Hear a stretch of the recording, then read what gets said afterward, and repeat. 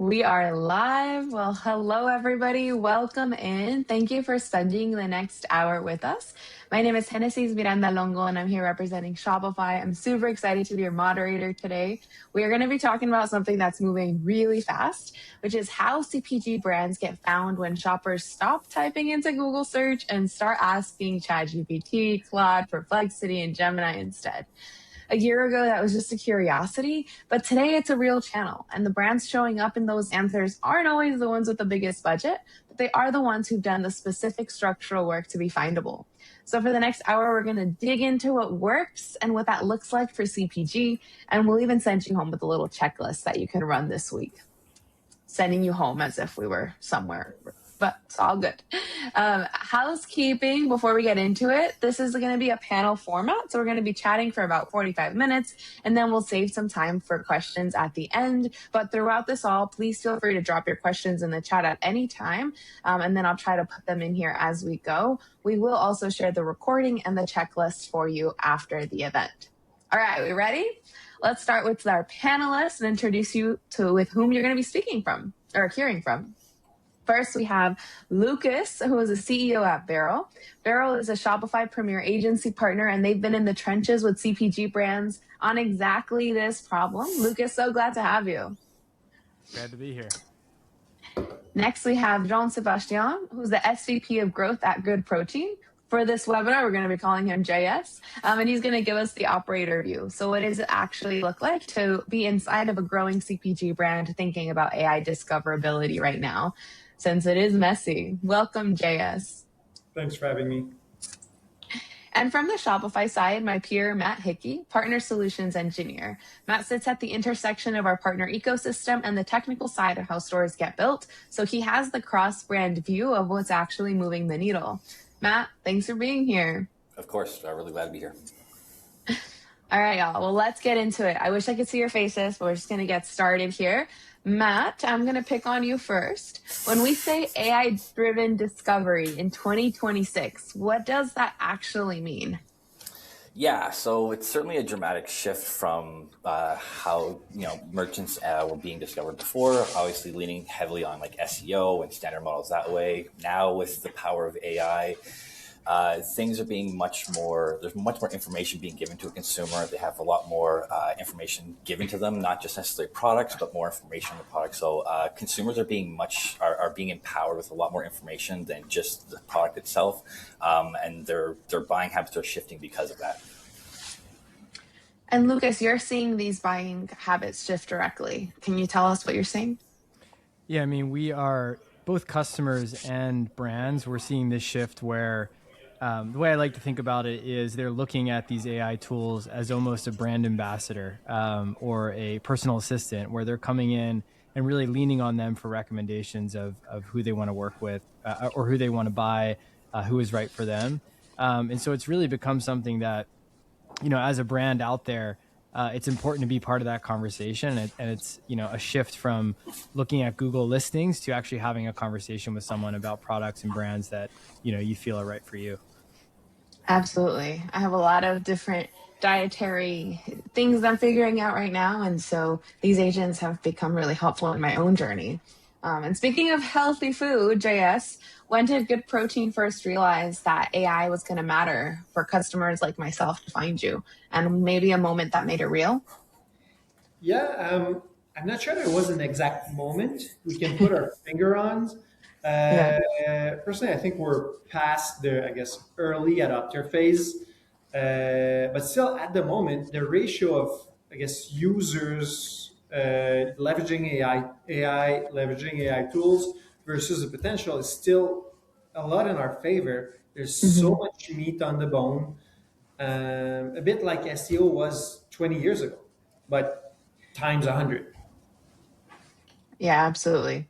There's all of the times that people were saying at the beginning of this journey, like SEO is dead. I'm like, absolutely not. SEO matters more than ever. And so Matt, since you're our technical guy here, so I'm just going to pick on you the whole time. That's fine. Walk us through what actually happens when someone asks, let's say ChatGPT, what's the best protein powder for women in their 30s? Thank you for aging yourself on that one. But typically when the agent's searching, there's two things they're searching for. Obviously the product catalog, that the merchant has all of the, their data and their schema in that given product, and then external sources that may cite that given product or that given brand. So agents are not only searching the store for relevant content, but outside resources or outside sources that might have content as well, or valuable information that might affect the buying purchase for that given customer. So agents are crawling the internet for all the information they could possibly give to that consumer at this blink of an eye, it feels like at this point. And again, just arming that consumer with as much information that they could possibly have when they're making that purchase. Yeah. And Lucas, maybe for the not so technical people, do you want to give us a metaphor of what is going on behind the scenes? Yeah, I mean, I think it's really, if we've all allowed these tools to remember our conversations, and by the way, if you aren't doing that, it must be pretty frustrating because they just forget who you are. But you're actually training your ChatGPT, Perplexity, Claude. And so when you're searching for something, it's really, you can think about it most simply as it's really pulling from that training data of saying, hey, you have these dietary restrictions, you're interested in fitness, you have a family, and then it's searching the internet for things that are going to be best paired to who you are, and kind of bringing those up in that conversation format. And so to Matt's point, it's really searching the internet, but we'll get into this more today. A large part of that is going to be dependent on how much content you're both putting out in your own website and, brand channels, as well as all the other places that people are actively talking about you or could be. Yeah, absolutely. And I mean, crawling the internet is an impossible task, and it also risks the agents getting out of date information. And so for the brands that are listening that are already on Shopify, I just hope you're reassured and reminded that because you're on Shopify, you're already in the Shopify catalog, which is a direct access that these agents have for all of that in product information and brand information. So you don't even have to worry about being there. Now you just have to work on optimizing and making sure all the information you want is there. So speaking... Yeah. See, Matt, I can also take some of the technical stuff. But JS, since you are a brand on Shopify, maybe can you walk us through how are you seeing good protein show up in AI if you're seeing that already? Yes.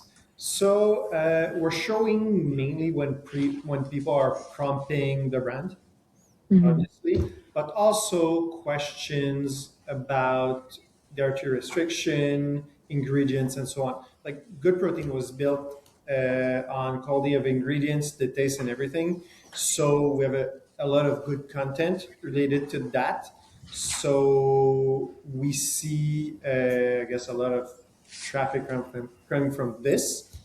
On the other end, we're working hard, especially based of Genetics, on product catalog and showing more, basically putting our products in front of people. That's the main focus right now. Yeah, so you're already showing up. It's not a question about being discoverable, but now you're worrying more about your ranking and ensuring that you're showing up maybe higher than some of the other companies that are on Shopify that are also selling protein. Is that a right explanation there? Exactly that. Awesome. And so in terms of optimizing for ranking, right? Before we were optimizing for getting on top of the search and being first, and now you want to be recommended by the AI agents. And so, Lucas, what are the top 3 gaps that Barrel sees, perhaps on a lot of these CPG stores that are hurting their AI visibility or that are hurting their ability to get recommended by AI?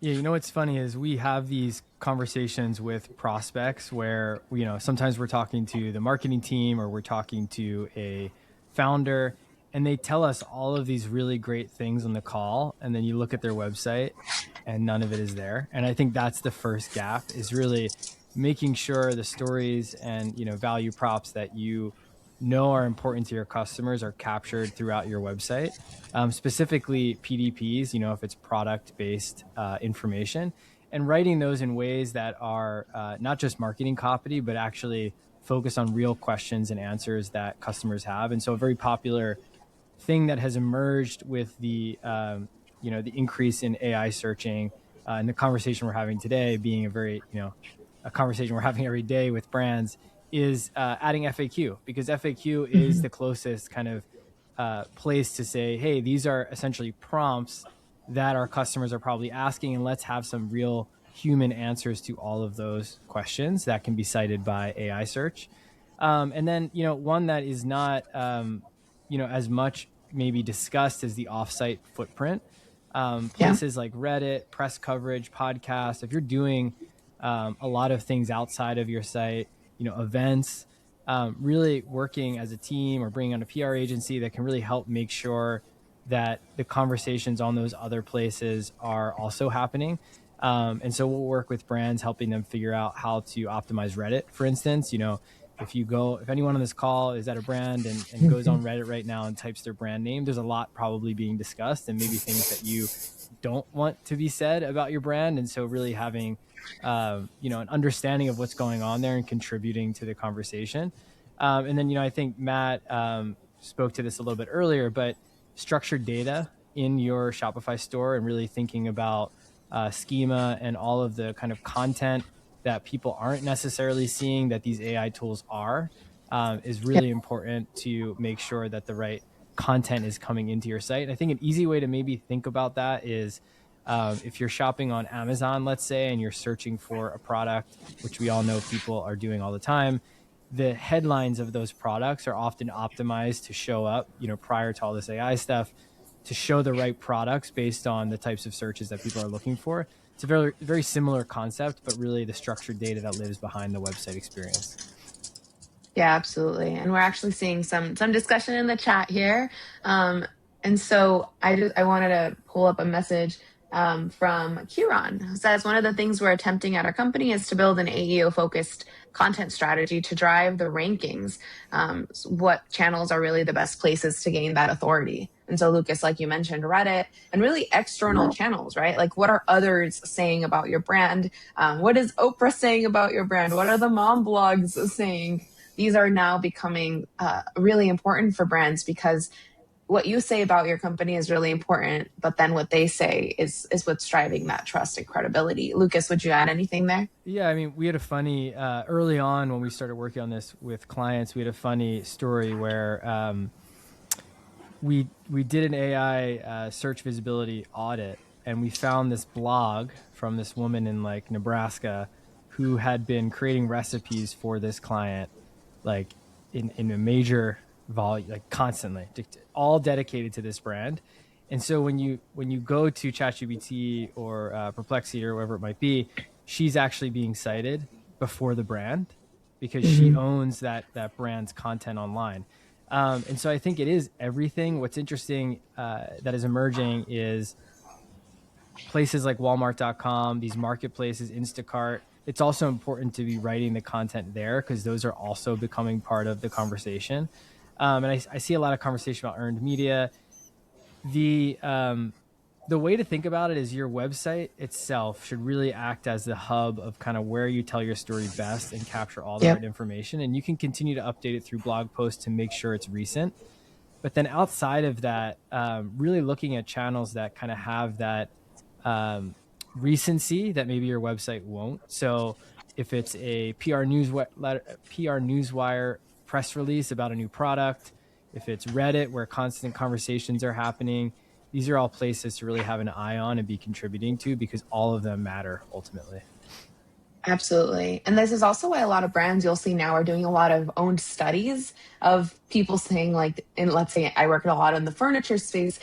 This is the best mattress for side sleepers with sleep apnea, right? Like, very specific things are now getting studied, and companies are releasing these proprietary studies and then feeding them out into the news, because those are the very specific claims that people are searching for. So yeah, very, very important.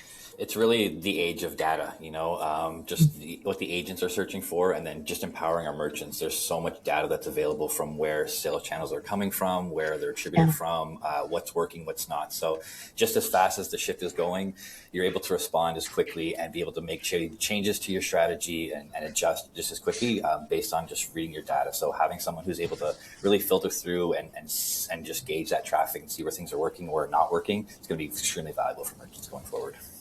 Absolutely. And Matt, Jay in the chat brought up the Shopify knowledge base. So can you tell us about what it is and why everyone in the chat, if they're on Shopify, should be leveraging it? Because it's free. yeah, definitely free. And honestly, it's like a partial requirement for this AI age. Obviously agents are searching for that product data right there and the most relevant information for them.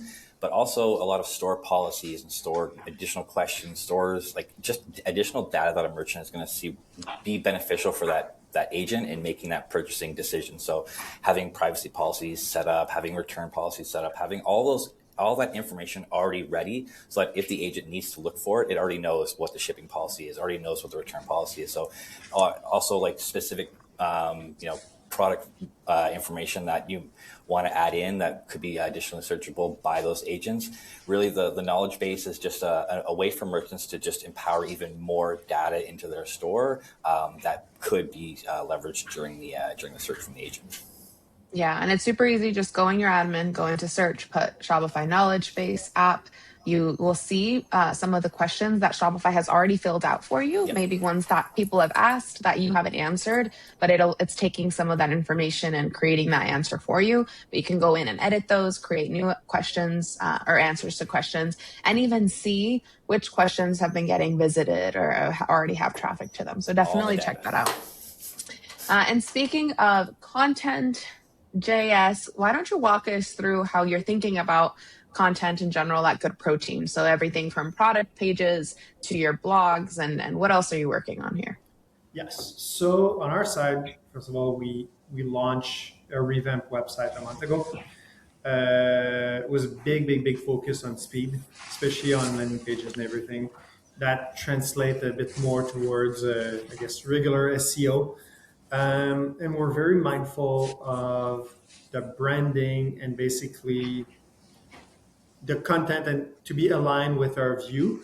So it's always a challenge to, find the right line between being obviously optimizing for GEO versus putting kind of organic landing page that people are expecting to see from a brand like ours.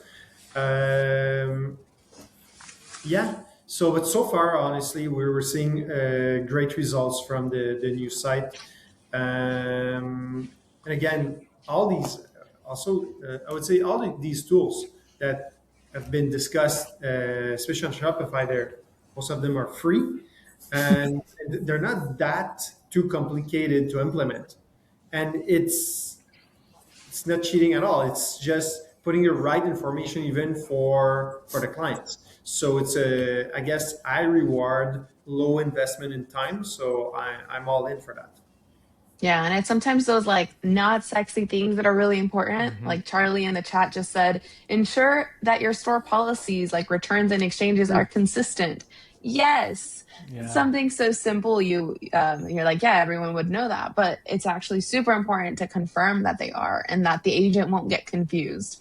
Because I've tested this before, and sometimes I'll talk to one of the agents and I'm like, are you sure that this is right? And it's like, actually, I'm seeing conflicting information. Let me recommend a different product from a different brand instead. So you want to make sure you instill trust. Honestly, by experience, I'd say, like, I can't remember the last time I woke up in the morning. It's like, oh, I'm going to QA my return policies to make sure that everything is the same everywhere. And like here or like previous companies, like you realize that even like if you have brick and mortar, store hours are not the same on site and off site and everything, which, yeah. I actually had an experience recently where I went to return something I bought online in a store and learned that policy is actually for the UK. They don't do it in the US. And I think it was a Google AI response, to your point, Hennessy, and that's something that you just have to get very specific as well if it's not consistent and why it's not consistent and what those policies are. But yeah, I mean, these are things that could totally really frustrate a customer in their experience and be something that could, make them not purchase again, or at least not purchase through your own channel. Absolutely. I keep saying absolutely. I need to stop that. But yes, everything you're saying is absolutely true. And Lucas, since we're already on you, and JS mentioned the improvements to his PDPs and speed improvements, making it easier to subscribe. JS, I think you also did that to make sure that the customers had a really good experience. Lucas, what are you seeing is a well-structured CPG product page, and what's changed maybe compared to last year to now? Yeah, I think it's a shift of really, maybe in 2023 or even a year ago, we're all focused on how do we convert the human who's coming to the site. With most of our clients, they're omni-channel, and so D2C may exist, but it's not the primary channel, or it's not even a channel. And I think that ties in really nicely with what's happening with AI. Is really, we're definitely trying to convert the customer, but we're also trying to educate people, because they may not actually reach your site. And so I really think about it as, first, these clear answers to the questions shoppers are actually asking. And I used to talk about this a lot for different reasons, but making sure your marketing and customer service teams are actually communicating seems obvious, but it's often so fragmented within these brands, because really the best place to get the questions that need to be answered is actually customer service. What are they dealing with every day, and are we answering those on the website? Because chances are those are the same things that are coming through ChatGPT, Perplexity, these other places. And so having that FAQ with answers to that, but also just thinking about where can we have ingredient breakdowns or ingredient sourcing information if that's what is important about your product. Thinking about use cases and comparison content. If your product can be used in very different scenarios, talking about that on the PDP. And then really this idea of schema underneath all of it is really important, and thinking about what is all the content that needs to kind of live underneath the site structure and experience that is also crawlable. And so I think it's really like getting to the point. It's not necessarily more content, but making sure the content that's there is doing that job. Moving away from things that are more fluffy brand language, like clean, premium, thoughtfully crafted, these things that people probably don't actually use when they're like, I'm looking for a thoughtfully crafted, beverage. Like, I don't know that people actually talk that way. What are they actually looking for? And then, these hero images with like 3 bullets, and just this over kind of, billboard type messaging that isn't human. And I think we're really, in this world of AI, we're really seeing that shift to human content. Funny enough, as all these kind of robots, we'll call them, are taking over the internet. Really thinking about that as a brand, and like saying, hey, when our customer service reps are talking to clients or customers, what are the conversations they're having? How do we mimic that through the content that we put on our site? And I do think, Matt, maybe just schema, we keep talking about it, maybe just giving kind of how to give like folks on here a good, easy way to think about schema, because I know it might be abstract for folks as well. Yeah, I threw that word in there, just kind of ad hoc there. So, and then I keep using it, making it work.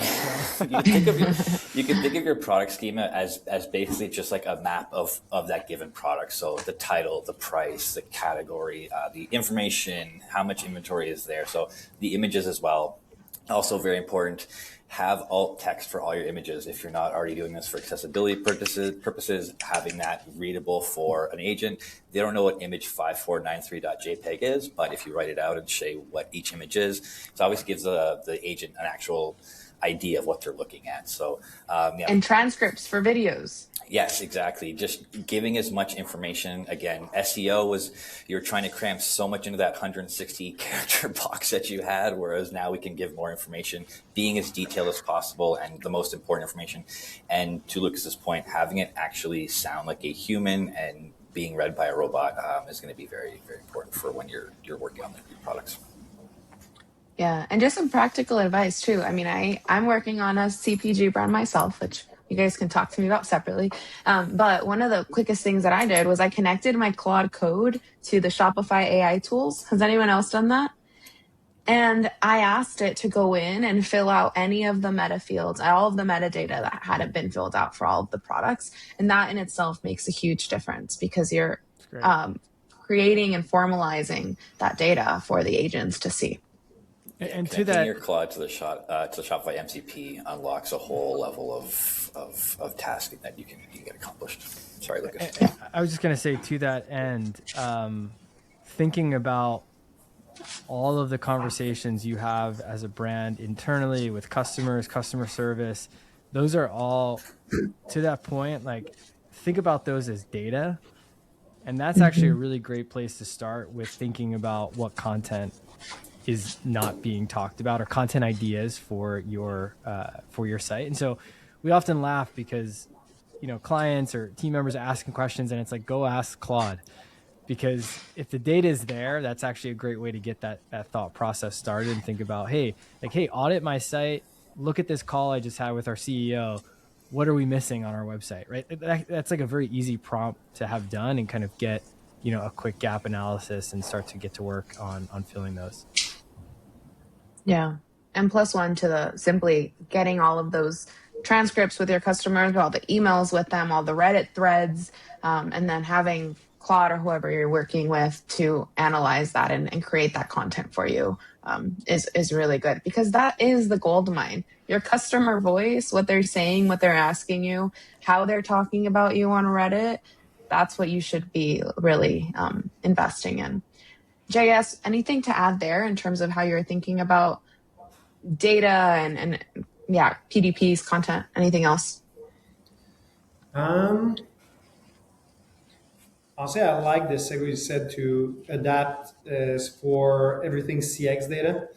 That's something we did when I arrived at Good Protein, to bring on CX under, I guess, performance and e-com.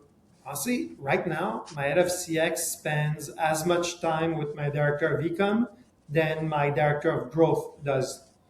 So it's a gold mine of data, and not only actually for the bots, but in the AI agents, but for the business as well. Exactly. And I think gone are the days that the head of CX is someone that can teach someone on the phone to, obviously, yes, there's a notion of showing compassion, empathy, and taking the right call.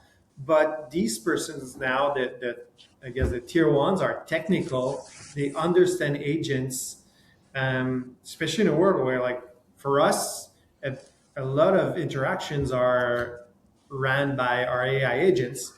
And it's not only a question of cost saving or anything, it's a question of like the outcomes are equal or better. So yeah, going back to your questions, to me, it's a must to have a direct connection between CX and ecom and the data, because there's only so much data that can be put on a website, even like in the backend and everything. But like comparing even to Reddit, then like how many tickets you receive and communication you have, and there are like human to human or AI agents to human that can be leveraged. Yeah. And speaking of what people are saying about you, let's talk reviews. Matt, are AI agents actually reading reviews, and how can brands make sure that they are? Yeah, this is a bit of a hotly debated topic about product reviews and how much they're being leveraged. I think like they are there, and they certainly provide some credible information. How much they're being leveraged by AI agents versus the external sources that we've been talking about, I think is the conversation we're having. So like the external sources really are like going to be the real review that you would want to consider, the valuable information. I think the really good thing about CPG brands is they are so editorial friendly. It's very easy to have a blog written about the benefits of good protein, or like a healthcare brand or things like that. So having those external sources that really rave about the products and really highlight the brand experience and how the benefits that product can give you, not just talking about it, but like proven like, oh, I feel so much better after this, or things like that. Like that really just showing the value of the product in those external sources, I think, is going to provide a lot more traffic and a lot more credibility for the agents than the typical product review that can sometimes be spammed very easily. We don't know how, the trust value, I hate to say, for product reviews has dropped significantly, whereas an external source written by someone we know, like a professional, article written in women's health, is going to have a lot more, credence than a product review of 5 stars that looks like a robot Reddit. So, yeah. Yeah, I was talking to our friends at Yapo on this topic, and one of the interesting things that they highlighted was that they have some brands that have been looking at the people who are writing honest reviews on websites, on products, and then going to them and seeing if there's a way to incentivize them to then carry that review forward on other channels like a Reddit. And so that's really interesting, right? Because it's still figuring out who those champions are and then putting those in more external areas. And then also this is simply where user generated content comes into play, and seeing how others are creating content about you and doing some of that work. Lucas, I know you guys do a lot of this. Yeah, I think reviews, to me, it's just another, it's less about the stars, and it's just another collection of content. And so if all your reviews are saying, love it, love it, love it, love it, that's not necessarily going to help you. But if people are saying, I have a child who struggles with peanut allergy, and to be able to take this to school every day is incredible because he can eat these snacks, whatever it is, that's actually a really great piece of content that will help. And if you have a lot of that, it's also going to feed this kind of storytelling. But I would say, thinking about reviews, which has been an interesting conversation with clients more abstractly, as we all probably, when we buy things that are some sort of technology, we often are looking at places, tech blogs who have done reviews of products. You can think about that same idea applying in our world, where the blogs who are doing roundups of your product or other competitors are actually great sources of AI search visibility data. And one tricky thing is you'll have brands either just do this on their blog, or they'll create separate content hubs with a different name where they'll review their competitors, and they'll purposely put themselves above and this has been happening for years from an SEO perspective, but it matters even more now than ever. So if you have other protein brands rating themselves above good protein, but still giving them like a second place, for instance, and then continuing to do that, you could actually feed the engine that that's a real review with real commentary about your brand. And if you're a brand who is not paying attention to any of this, that is your narrative that will be shared with customers. So I think reviews, if you take a step back and think about it more abstractly, it's really just anybody talking about your product online and how to really be, have a good pulse on that and contribute to that conversation, or do it yourself. JS, do you want to settle the debate here? How are you thinking about reviews?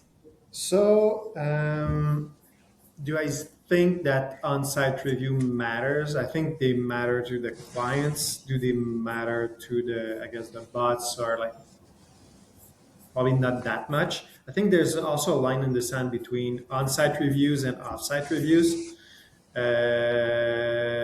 where like a Trustpilot, a Google review of this world will probably matter more than your 10,000 5-star review on your site. But yeah, so at the end of the day, there's no downside of having great reviews. But I think they're gonna matter more to the end user versus the ChatGPT of this world. Yes. Next time we can bring our friends, from Yapo in here to give us their side here.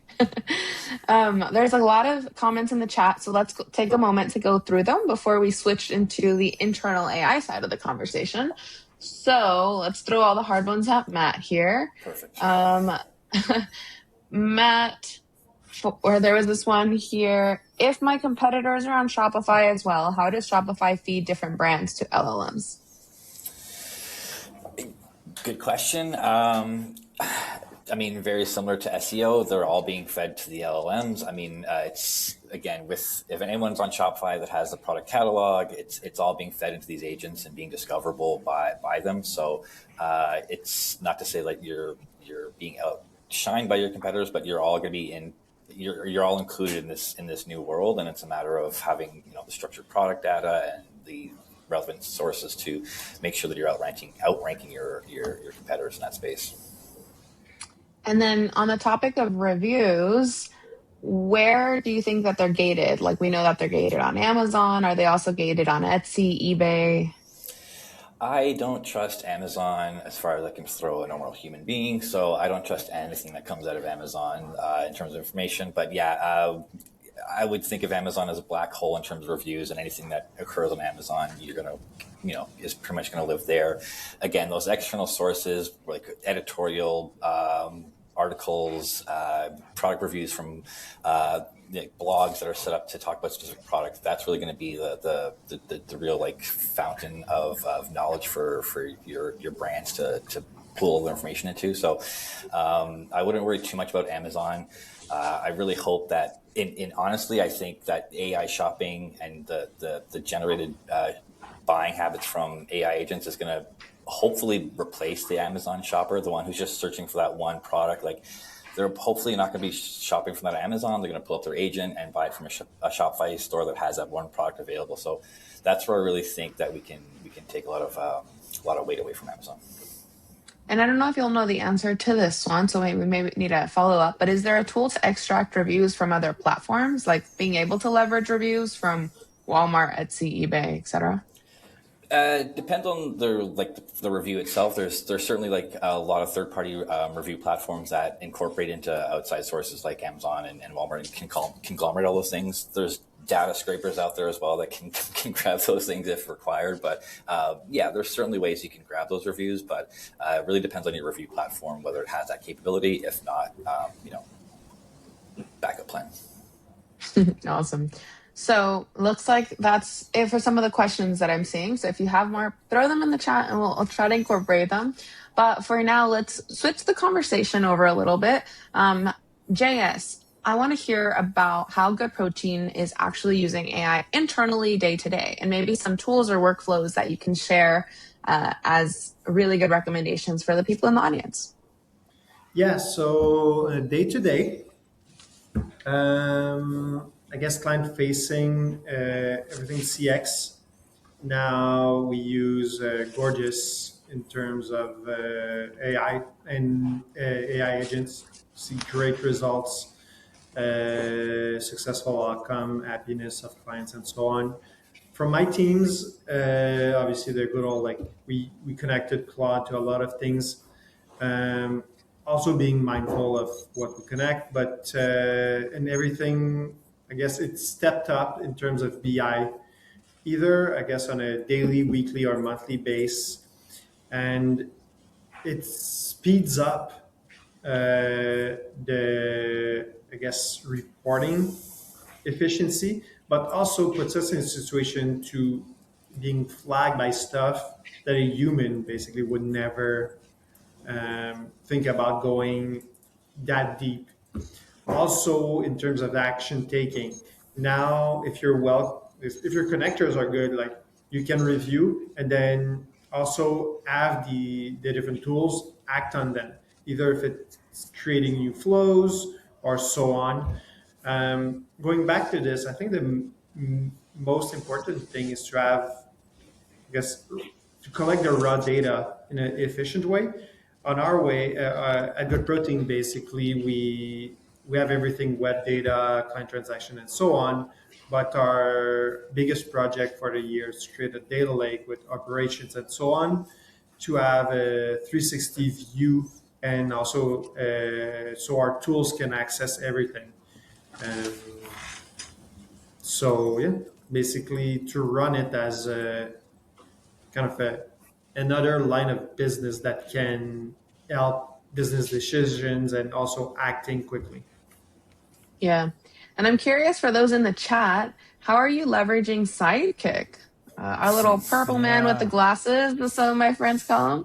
Let us know in the chat, and we can share some of those applications and use cases here. But Lucas, Matt, how are you seeing some of our other CPG companies leveraging Yeah, I think Sidekick? there's a Sidekick specifically. I mean, gone are the days of trying to dig into your data within each of the pages within Shopify and I was just doing this for a client recently, so it's very fresh, but trying to understand like, okay, if I look at this period versus this period of conversion rate, it's the same as any other AI tool you use. I think, the best place to start is to just think of a question and then just ask. It's incredible. So as an example, I was recently helping a prospect with some things and looking at conversion rate, and just by talking to Sidekick, I was like, wait, let's dig a little bit deeper. And we surfaced that they had this crazy influx of traffic in a certain period, which I later learned was bot traffic, which is a whole other conversation, by the way. We should talk about bot traffic and AI search. Check mark for a future webinar. But really just helped really understand how their business was actually operating. And the ability to kind of keep talking and getting these reports and visualizations from Sidekick has been amazing. I've actually built some tools to do analysis in spreadsheets, so I thought was really cool, like 7 months ago, that now you can just ask Sidekick and get the same data like that. So that's how we've been really helping clients look at their data and then training them on actually using it more regularly as well. Yeah, I am a massive fan of Sidekick. I think the take home would just be curious with it. Ask it questions. It won't get mad at you. It's very helpful, and I mean, it's just amazing the capabilities that it has, because our team is constantly iterating upon it. You can now have Sidekick build out workflows for you. It can read images. It can look at videos. It can provide product feedback. It can build reports for you.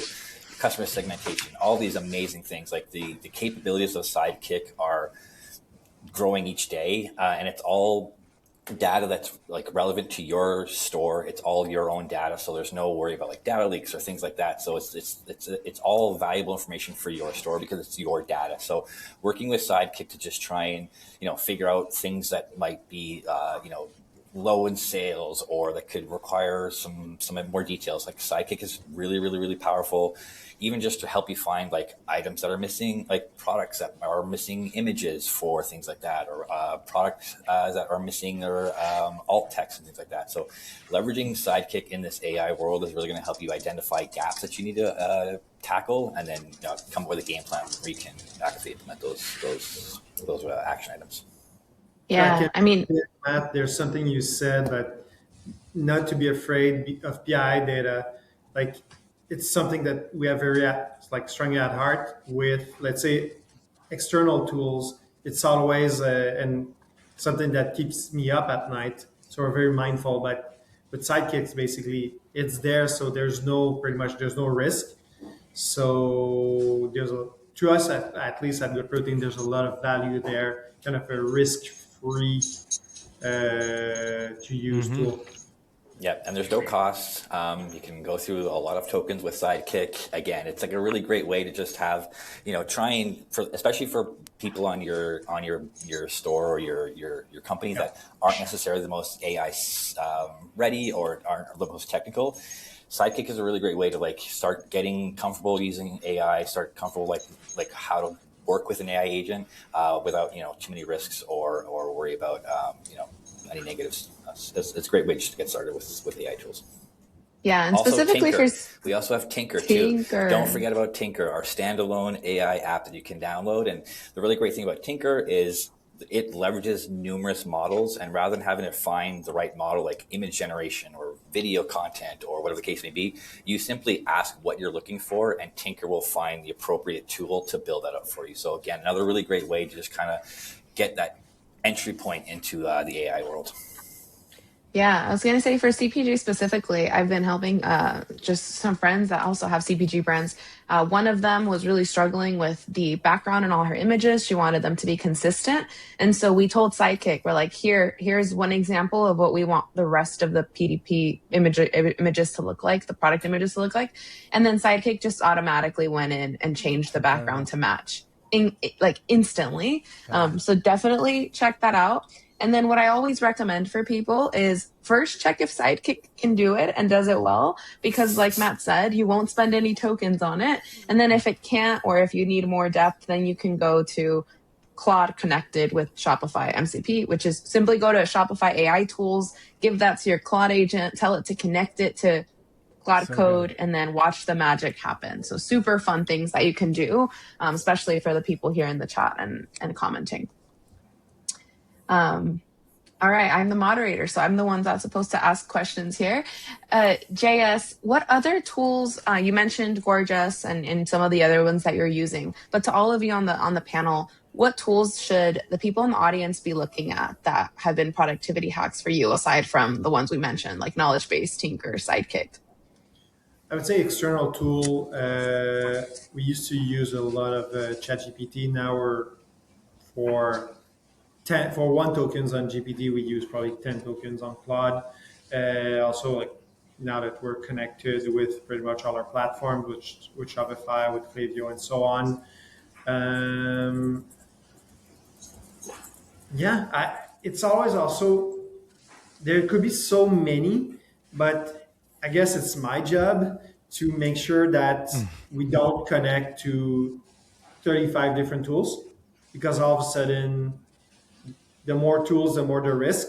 And all of a sudden, like, you have anyone who does anything. So to answer your question, I guess,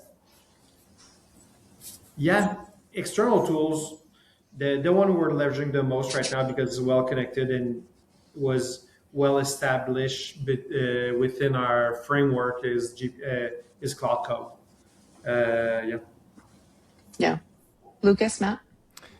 I would say just more, very similar answer to Jean-Sebastien. I think the place that I would say to start is open up probably Claude, and what is the use case that you're trying to solve for, and it will guide you to the tools. I think the tools are actually secondary to some of the ideas or even the brainstorming of like, hey, here's a workflow that I am currently doing and I'm trying to figure out how I could optimize it. Like, just have that conversation. And I think, what I've told our team and just folks I talk to is that first step of the magic of what happens when you do that is like when you get hooked and you start most people, I think, just start building.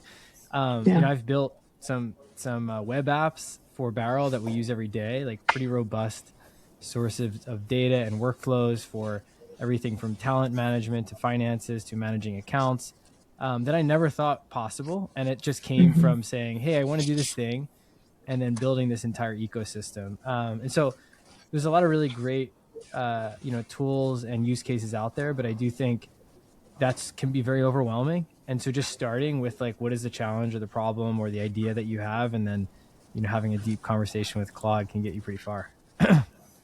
Yeah.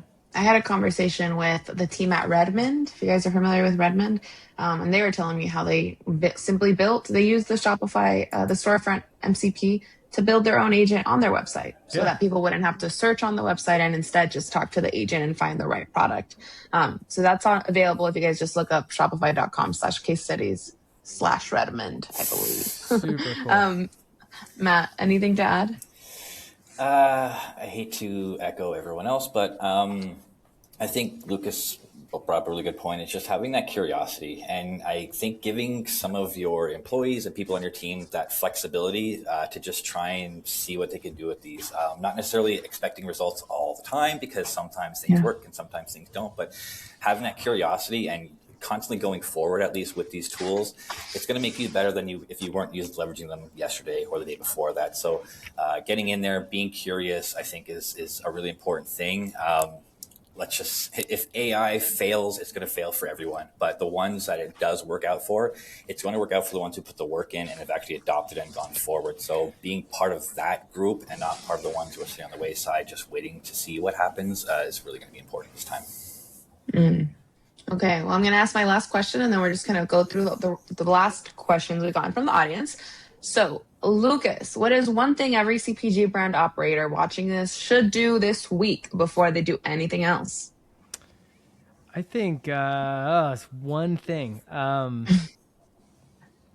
let you share more if you need Yeah, to. no, I think it's doing a quick audit with AI search and understanding where you stand today with some of the prompts that you feel like are obvious questions that your customers would ask, and just starting there of like what is the response, and then take everything we've talked about today as takeaways to start to work against that. Um, I don't want to sidebar too much, but I think it's a really interesting concept. We're in talks with a beverage brand right now who is the market leader, but they do nothing in this space. And so they're really struggling with like, but we lead in our market.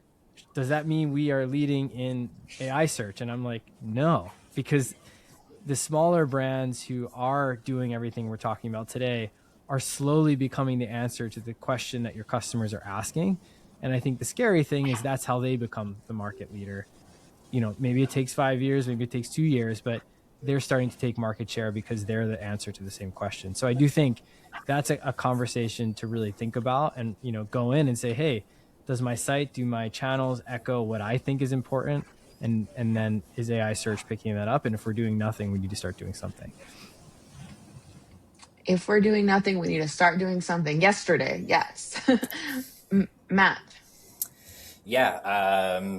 Again, same thing. Just embracing this new world. To Lucas's point, like it may not always be like the market leader that's going to do it. It's the one who does it properly. I think of something like one of our most famous merchants on Shopify, like Chubby's, selling shorts across menswear. Like they weren't the first ones to sell shorts to guys, but they just came through and had a direct plan. They knew what they were doing. They just tackled it in a way that other people weren't necessarily, and they've become a massive brand because of it. So again, just that merchant who necessarily isn't the largest. It's the one who's scalable. It's the one who's adaptable. It's the one who's going to be able to read their data, know what worked, pivot when needed to, and just constantly trying new things. And I think that's the glory of Shopify is just the ease of use of our platform and the fact that we are always at the forefront of new technologies and embracing new features and things like that. It's less work on our merchant to have to worry about implementing those things and just working with them because they're already built into the platform. And JS, why don't you close us off here with one thing every CPG brand should be doing?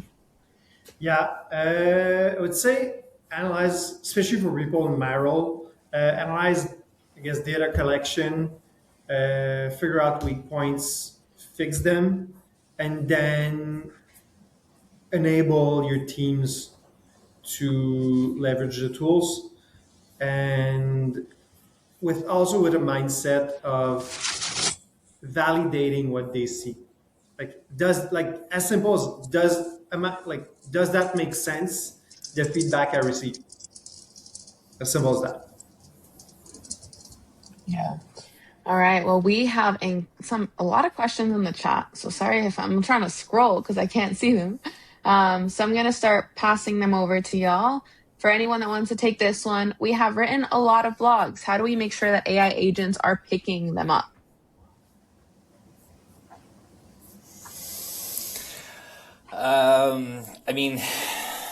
I don't think there's any magic wand to necessarily say that because a blog was written, it's going to be read by the agents. Having the most relevant content, to Lucas's point that he brought up earlier, having it very conversational. SEO was very point driven because you had such a limited space, but trying to think of exactly how your customers will be asking or searching for an item. I think it's really beneficial for retail merchants who have retail experience or have a pop-up store because they get to connect with their customers and they get to hear exactly how they are searching for things. On the flip side, with e-commerce, we have to rely on their data. So looking for search terms, looking for how those customers came to our website, and then improving and changing those blog posts or structuring that data or tailoring that voice in those blogs to how agents are going to actually be reading that and giving that answer to their user. Yeah, I think one thing I'll say is I remember the days of SEO of like keyword stuffing. And if you actually read those articles, there's a lot of trash because it's just like keyword over keyword and just like, what am I actually reading? But the goal was get my website to show up so people come to my website. I think to just simply say, it's ask yourself, are these blogs actually useful to customers? Like, do people care about any of this? and then go, okay, cool. What do they care about? And then, potentially rewrite them or change the content in those things. I think to Matt's point, if you want like the mathematical version of it, also just make sure like headings are properly formatted, all the schema stuff, like all of that stuff, like that's table stakes, make sure that's right. But then also just ask yourself, like, is this blog useful to customers? And it sounds obvious, but I'm like, honestly, there's a lot of trash and nobody's going to see it because nobody's actually looking for that content. Yeah, you can have a great written blog, but if it has no traffic, unfortunately, if it's not being read by anyone, there's not a lot of source to it. So, good call it. And I would add to ask yourself if let's say you have a blog on a specific product or on a collection of products, like think, could this information also be now transferred over to the PDP itself? Because the agent's not going to be looking at a lot of like your blog and also the PDP. It's going to try to do as little work as possible. So if you have that information in plain speak, not in marketing speak, but in peer-to-peer speak on that PDP, then it'll be more likely to be found. Yeah, and if it was like content that necessarily wasn't a right fit for the online store, like it was very structured data that didn't quite work with the actual product itself, store them as meta fields, or as we brought up before, use the knowledge base app to store that data that can be searched by agents, but it's not necessarily visible in the storefront. So it doesn't necessarily affect like the buying behavior, having a wall of data that just kind of randomly stored in there. Yeah. Well, here's another question. What do you guys think about semantic search as a tool?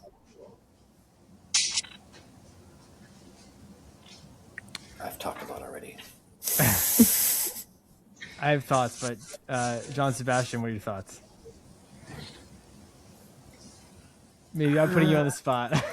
I say I'm on the fence.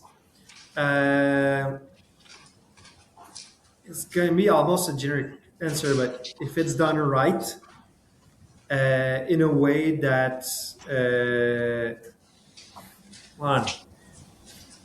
again, honestly, I'm too much on the fence to have a valuable answer. That's all right. Lucas, get us off the fence.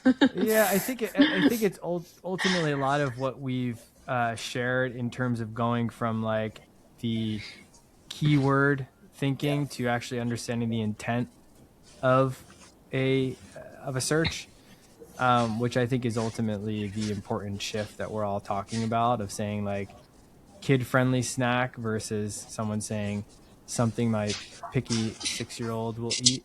It's very different, but it's the same thing, right? And so how do we make sure that those queries are, or prompts are, where we show up? And so I think that it is incredibly important in understanding how you think about what your customers are looking for and understand that intent. And honestly, there's no better time than, I kind of laugh saying this because it's like, who uses the phone anymore? But just get on calls with your customers as well. Like pick up the phone.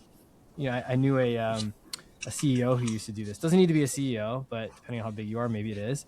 But like, look at your top 5 customers that week, call them, be like, why did you buy our product?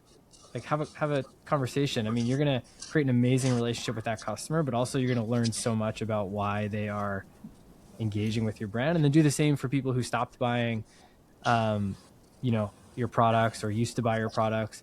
And if you make that a habit, this type of, I'm taking it somewhere else, but I think this type of content comes a lot more naturally. And I think that is really what is special about this AI world, is we are having this weird